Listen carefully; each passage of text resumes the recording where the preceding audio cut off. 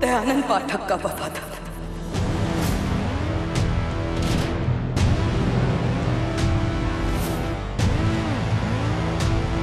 उसने वो सारी बातें सुनी थी जज साहब, आप चाहे तो उससे पूछ सकते। मिस्टर अविराज, आप कटघरे में आकर हमें सब कुछ सच सच बताइए। आइए।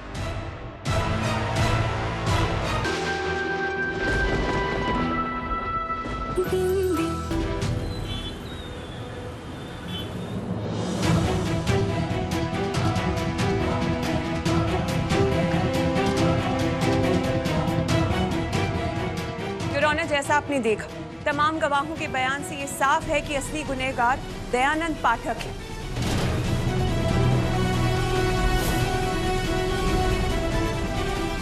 इन गवाहों के अलावा हम कोर्ट में सबूत के तौर पर वीडियो भी जमा करा चुके।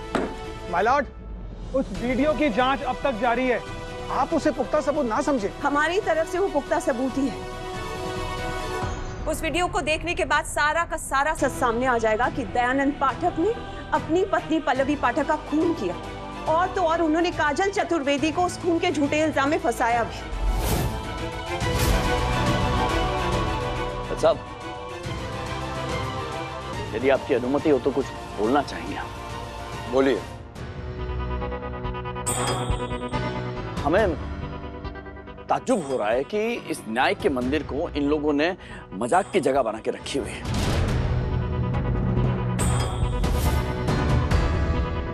जो बात 10 साल पहले साबित हो गई थी, इसे दोबारा खोलने का अर्थ क्या है? और हम किसके कहने पर ये कर रहे हैं, ये भी सोचिए आप। ये जो औरत है ना जज साहब, इन महिला को पैरोल मिला था, पता है इन्होंने क्या किया? भाग गई थी। मैं भागी नहीं थी, तूने मेरा अपहरण किया था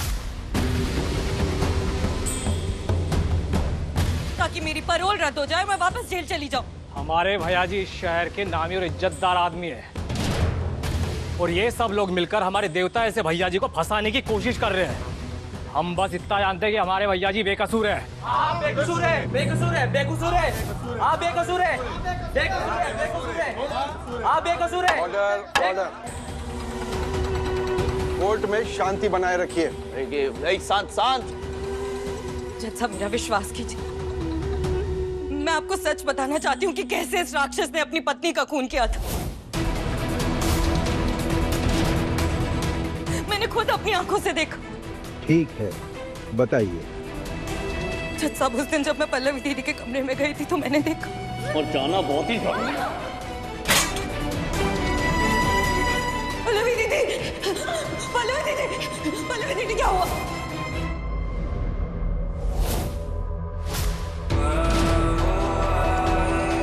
जो मिठाई का डब्बा मैं माही के पैदा होने की खुशी में लेके आई थी, उसमें इस दयानंद पाठक ने जहर मिला दिया था।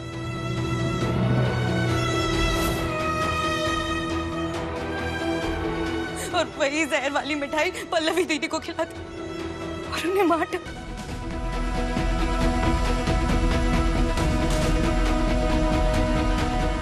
जिस चिप में दयानंद पाठक के खिलाफ सबूत था, वो आग में गिर गई जज। मैं पल्लवी दीदी को अपनी सगी बहन से भी बढ़कर मानती थी जज। अपनी बेटी की कसम खा के कहती हूँ जज,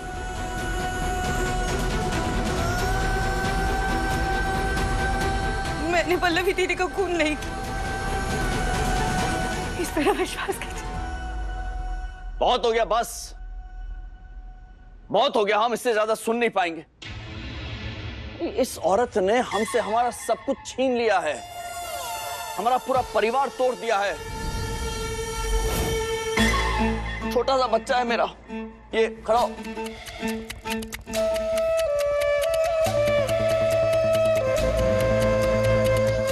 माई, माँ बेटा, इसके सर से माँ का साया छीन लिया इस औरत ने।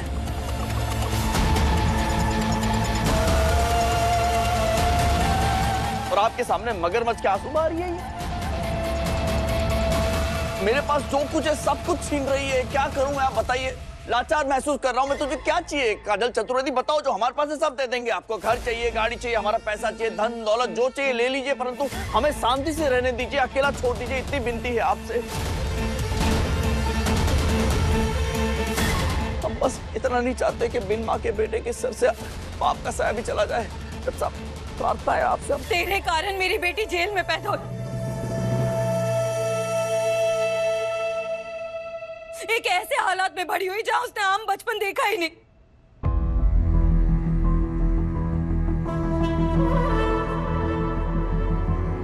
जज साहब, आपने काली माँ के भक्तों की गवाही सुनी। दयानंद पाठक ने उन सबके सामने अपना गुनाह कबूल किया था। लेकिन अगर आपको फिर भी विश्वास नहीं हो रहा तो एक और इंसान है जिसने ये सारी बातें सुनी और देखी।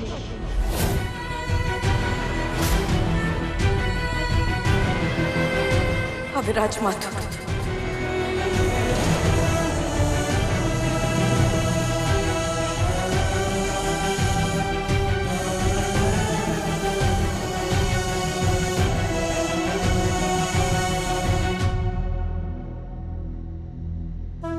दयानंद पाठक का वफादार।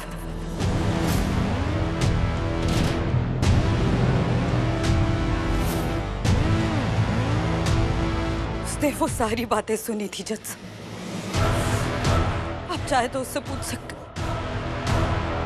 मिस्टर अविराज, आप कटघरे में आकर हमें सब कुछ सच सच बताइए।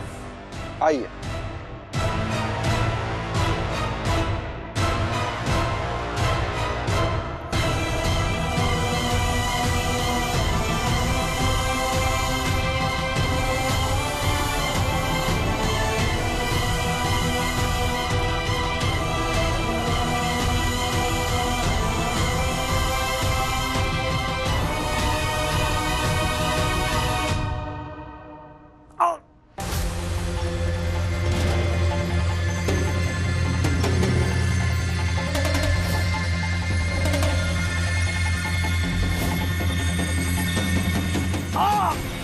भैया जी, भैया जी क्या हुआ? भैया जी क्या हुआ? कोई डॉक्टर है यहाँ? जी मैं हूँ। जल्दी देखो। हट जाइए बेटा, बेटा हट जाओ।